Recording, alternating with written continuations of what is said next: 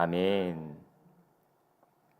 오늘 요한복음 11장 23절에서부터 27절 말씀을 가지고 부활, 생명이라는 제목으로 함께 은혜를 나누고자 합니다. 예수님께서는 오늘 말씀하시고 싶은 부활은 이 땅에서 죽은 자가 다시 살아나는 정도의 부활을 말씀하시는 것이 아닙니다. 오늘 본문 25절과 26절 말씀 우리 다시 한번 읽어볼까요? 25절과 26절입니다. 시작.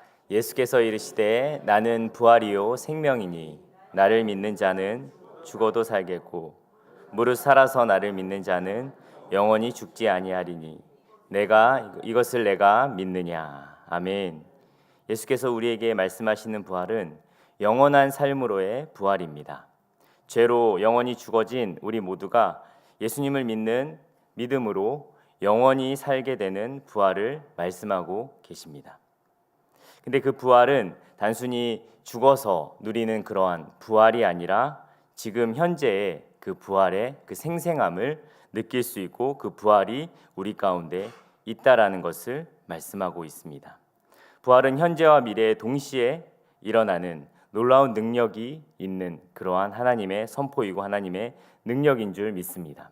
25절에 나를 믿는 자라는 이것이 우리가 잘 아는 그 믿다라는 피스토스라는 그 단어가 피스티온이라는 현재 분사를 사용해서 엄밀히 이것을 직역해서 해석을 하면 계속하여 나를 믿는 자는, 그러니까 이 나를 믿는다라는 것이 단순히 한순간에 이루어지는 것이 아니라 계속해서 현재와 미래에 계속 그 믿음의 그 여정 가운데 있는 자들을 통해서 예수 그리스도의 그 부활이 온전히 이루어질 수 있고, 이 부활이라는 것이 단순히 시제적으로 미래에서만 일어나는 일이 아니라 온전히 지금 그 예수 그리스도를 믿는 그 순간 이 부활의 놀라운 영광이 우리 가운데 있다라는 것을 이야기하고 있습니다. 우리는 모두 부활합니다. 여러분 믿으십니까? 그런데 중요한 것은 이 죽어서 부활하는 사람만 있는 것이 아니라 살아서 이 부활의 영광을, 이 부활의 그 생생한 체험을 하는 자들이 분명히 있다라는 것입니다.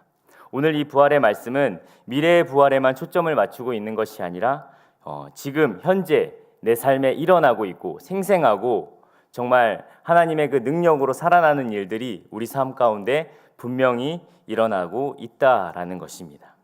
저는 그 생생히 살아있는 그 부활의 생명을 누리고 그것을 믿는 자입니다. 할렐루야. 여러분들도 오늘 그 놀라운 능력이 일어날 것을 믿으십니까? 아멘. 저는 우울하고 외로운 삶을 살았습니다. 제가 2살 무렵에 부모님은 이혼을 하셔서 저는 할머니에게 맡겨져서 살아갔습니다. 강원도 삼척시 우지리 산 50번지에서 저는 살았습니다. 그 동네는 정말 아무것도 없었고 겨우 전기 정도 들어오는, 제가 1980년생인데 그 당시에 그렇게 정말 아무것도 없는 동네가 없을 정도로 지금 가봐도 사실은 아무것도 없습니다. 그런 동네에서 제가 10살까지 할머니 밑에서 살았습니다. 주변에는 무덤과 산만 있었고요. 저의 친구는 나뭇가지, 고사리 이런 거였습니다. 제가 취미가 늘 고사리를 꺾는 것을 취미였는데요. 제가 하고 싶어서 한 게 아니라 할머니가 늘 소쿠리를 저한테 주셔가지고 주말만 되면 고사리를 꺾고 오라고 하셨습니다. 저는 고사리를 무척 싫어합니다. 그때 너무 많이 무덤에 가서, 무덤가에 고사리가 많잖아요. 가가지고 매번 꺾는 거예요. 저희 친척 누나랑 같이 가서 매번 고사리 꺾고, 할머니가 교회 권사님이셨는데 밤마다 저를 이렇게 밖에 보내셔서 서리해 오라고 하셔서 그렇게 서리해가지고 목사님들께 갖다 드리고 이렇게 했었습니다.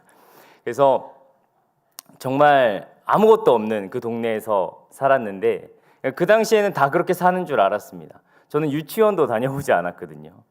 요즘 애들은 호강합니다. 어린이집도 다니고 유치원도 다니고 그때마다 옮겨서 다니는데 저는 유치원이 있는 것조차도 몰랐고 그냥 학교 가야 된다라는 것 때문에 했는데, 학교 이제 8살에 들어갔는데 학교가 별로 멀지 않았습니다. 걸어서 한 1시간 정도 걸어가야 되는, 버스가 없는 동네여서 걸어서 1시간 정도 가야 되는 그 거리였습니다. 근데 놀라운 것은 우리 할머니가 관절염도 있으시고 몸도 이렇게 비대하셨는데 저를 매일 그 학교에 1시간씩 걸어서 데려다주고 데리고 오고 하셨습니다. 제가 이래봬도 4대 독자거든요. 네, 4대 독자여서 제가 보기에는 이제 되게 차도남 같이 생기지 않았습니까? 네, 아무도 호응을 안 해주시는 이 새벽. 네. 근데 시골에서 그렇게 살아가면서 저희 할머니가 저희 1시간 걸어서 저랑 같이 가서 수업 마칠 때까지 그 교실 앞에 서 계셔서 저를 4교시 끝나면 3교시 4교시 끝나면 데리고 왔었어요. 제가 기억나는 게 그 예전 그 학교에는 뭐 시골 학교에는 다 이렇게 모두가 그냥 이렇게 한 반에 이렇게 모여서 있잖아요. 근데 그 중에 이제 약간 이제 정신적인 이 지체가 있는 친구들도 늘 학교에 한 명씩 있었습니다. 근데 그 친구가 저희 할머니가 저희 담임 선생님이 할머니가 그 노인분이 맨날 그 밖에 서 있으니까 이 의자를 갖다 주면 그 제가 아직도 이름을 기억하는데 상태라는 놈이 저보다 한 3살 많았습니다. 근데 상태라는 그 형제가 늘 그 할머니 의자 갖다 주면 이거 우리 의자예요, 우리 방 거예요, 그럼 하면서 뺏어 왔었습니다. 그렇게 할머니랑 왔다 갔다 하면서 그렇게 살았는데 저는 뭐 그때 당시에 불행하다 이런 것을 몰랐고, 그리고 하나님께서 지금 생각해 보니까 저에게 정말 유일한 선물이었던 그 할머니를 저에게 보내주셨습니다. 왜냐하면 할머니는 저를 믿음으로 키우려고 노력했고 매일 저는 가정 예배를 드렸고 그리고 1시간 반씩 걸어서 버스 타고 교회에 가는 그런 일들이 있었습니다. 그때 당시에는 제가 내 삶이 슬프구나, 내 삶이 남들과 좀 다르구나라는 것을 몰랐는데 제가 10살 이후에 도시로 조금 나오게 되고, 그리고 저희 아버지가 저를 5학년 때 서울 방배동으로 이렇게 저를 거처를 옮기면서 같이 살아가면서 제가 이제 청소년기를 보냈을 때 내 삶이 참 내가 부모에게 버려졌던 인간이었구나라는 것을 깨닫게 되었습니다. 어렸을 때 그 부모의 부재와 버려졌다는 상처는 저희 청소년 시기에 저를 괴롭히기 시작했습니다.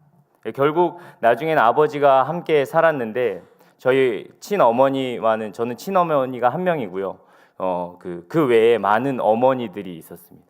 저희 아버지가 이렇게 마음이 넓은 분이셔서 모든 분들을 이렇게 받아주시는 위아더 월드 같은 약간 그런 느낌이셨습니다. 그래서 저는 이복 동생들도 있고 배다른 동생도 있고 그리고 한 번도 같이 살아보지 않았던 그런 누나, 뭐 동생, 뭐 이런 분들도 있었습니다. 가족 관계를 설명하자면 예전에 그 호적 등본 이렇게 떼면 좀 창피할 정도로 막 가족들이 너무 많이 있었습니다.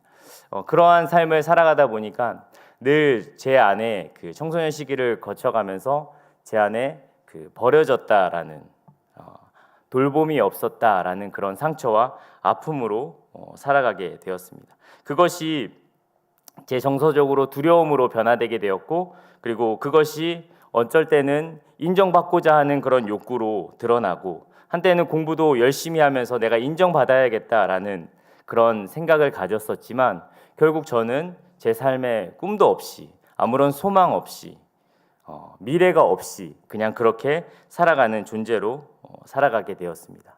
마치 계시록 말씀에 보면 사대교회에 대해서 이렇게 이야기했듯이 살아있다 하는 이름을 가졌으나 죽은 자와 같은 제 영혼은, 제 마음은 너무너무 많은 상처 때문에 찢겨지고 아픔들이 너무 많아서 내가 숨을 쉬고 있고 그냥 살아가고 있는 것 같지만 죽은 인생 같이 살아가게 되었습니다. 그렇게 방황하며 살아가던 그 수많은 날을 지나고 25살에 어느 날 갑자기 하나님께서 저를 찾아오셨습니다. 나를 외면했다고 생각했던 주님이 제게 나타나셨습니다. 그러면서 저한테 말씀하셨습니다. 이사야서 43장 1절 말씀처럼 내가 너를 지명하여 불렀나니 너는 내 것이다. 나는 모두에게 버려진 존재라고 생각했는데 갑자기 불현듯이 그 하나님이라는 존재가 저를 찾아와서 너는 내 것이다 라고 나에게 말씀하여 주신 것입니다. 그때 저는 아론의 죽어진 그 나무 막대기가 그 지팡이에서 새 생명이 솟듯이 다시 살아나게 되었고, 사라와 같이 여성의 모든 그 기간이 끝난 죽어진 태에서 새로운 생명이 태어나는 이삭이 태어나는 것처럼 내 삶이 다시 부활하게 되었고, 우물가의 사마리아 여인처럼 살아도 사는 것 같지 않았던 수치스러운 인생이 다시 영광의 하나님의 그 놀라운 능력으로 말미암아 새로운 삶을 저에게 주셨습니다. 이 부활의 능력이 저를 찾아왔고 이 부활의 능력이 지금도 이 새로운 삶의 능력이 그 미래에 있을 그 부활이 아니라 정말 내 삶을 새롭게 하시는 그 부활의 능력이 저를 찾아왔다라는 것입니다. 저와 여러분에게도 그러한 놀라운 부활의 능력이 지금 찾아오고 그리고 그것을 누리고 있는 줄 믿습니다. 그런데 제가 이것을 가만히 생각해 보니까, 반추해 보니까, 내 인생을 돌아보니까 어떻게 나 같은 인간을 하나님이 찾아와 주실 수 있었을까? 그 아무도 모르는 그 두메산골 같은 그 시골에 살았던, 아무에게도 존재라는 것 자체가 있는지 없는지도 모르는 그러한 아무것도 아닌 연약한 자에게, 누구를 엄마라고 불러야 될지 모르는 그런 정체성의 혼란 가운데 살아가는 그러한 자에게 왜 하나님은 어떻게 이 영원한 생명인 부활의 생명이 찾아올 수 있을까 궁금했습니다. 그런데 신앙생활하고 하나님의 말씀 앞에 서면서 하나씩 깨닫게 되고 또 하나님께서 생각나게 하셨는데, 저의 삶의 수많은 장치를 통해서 저를 위해 기도하는 사람들을 예비해 두셨고, 제가 계속해서 예수의 생명을 전해주며, 저에게 계속해서 예수의 생명을 전해주며 부활의 생명을 믿고 있는 사람, 그 중보하는 자들이 분명히 있었다라는 것을 깨닫게 되었습니다. 쟤는 그냥 버려진 존재, 아무것도 아닌 존재라고 바라보면서 포기하는 사람들이 내 주변에만 있었던 것이 아니라, 나를 정말 예수 그리스도가 살아났던 것처럼 나사로를 살리셨던 그 놀라운 부활의 생명을 가진 예수 그리스도가 저 아이에게도, 저 아무것도 아닌 저 정말 시골에서 촌뜨기처럼 살아가는 저 아이에게도 그 예수의 생명이 있다라는 것을, 부활의 생명이 있다라는 것을 전해주고 그것을 믿고 있는 그런 놀라운 사람들이 있었다라는 것입니다. 마치 자기 오빠가 살아날 것을 믿었던 마르다와 같이 누군가 나의 영혼이 살아날 것을 믿고 기도하는 사람들이 하나님께서 그동안 수많은 사람들을 통해서 보내주셨다라는 것입니다. 할머니와 누나, 그리고 할머니와 누나가 중보를 요청했던, 제가 이름도 모르고 얼굴도 모르는 수많은 사람들이 저를 위해서 기도하고 저 영혼이 부활의 생명을 누릴 것이다 라는 확신을 갖고 믿음을 갖고 기도해주는 사람들이 있었다라는 것을 제가 깨닫게 되었다는 겁니다. 단순히 예수 그리스도께서 제 정말 은혜로 말미암아 저를 이끌어 주신 그런 강력한 은혜가 있었지만, 저를 위해서 누군가가 끊임없이 기도하고 그리고 저 영혼이 살아날 것이라는 것을 확신을 갖고 믿음으로 기도한 자들이 분명히 있었다라는 겁니다. 오늘 본문에도 그러한 자가 있었습니다. 마르다가 그 예수님의 그 놀라운 이 부활의 생명을 믿고 있었습니다. 23절 말씀에 예수께서 이르시되 내 오라비가 다시 살아나리라 라고 이야기하니까 마르다가 이상하게 생각합니다. 자기가 알았던 그 부활은 그냥 미래에만 이루어지는 그러한 것인 줄 알았는데, 그래서 24절에 이렇게 이야기합니다. 우리 24절 한번 읽어볼까요? 함께 읽겠습니다. 마르다가 이르되 마지막 날 부활 때에는 다시 살아날 줄을 내가 아나이다 라고 이야기합니다. 자기가 알고 있던 거 맞아요. 예수님 나사로 죽었죠. 근데 나중에 부활할 걸 제가 알고 있어요 라고 이야기했더니 아니다, 예수님이 이야기합니다. 25절 26절 말씀입니다. 함께 읽겠습니다. 시작. 예수께서 이르시되 나는 부활이요 생명이니 나를 믿는 자는 죽어도 살겠고 무릇 살아서 나를 믿는 자는,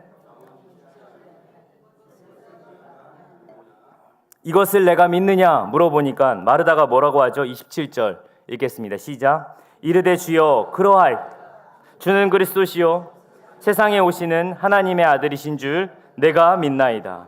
아멘. 나사로가 지금 살아날 것을 믿는 존재가 있었다는 겁니다. 그 마르다가 이 나사로, 자기의 오라버니가 살아날 것을 믿고 있었다라는 겁니다.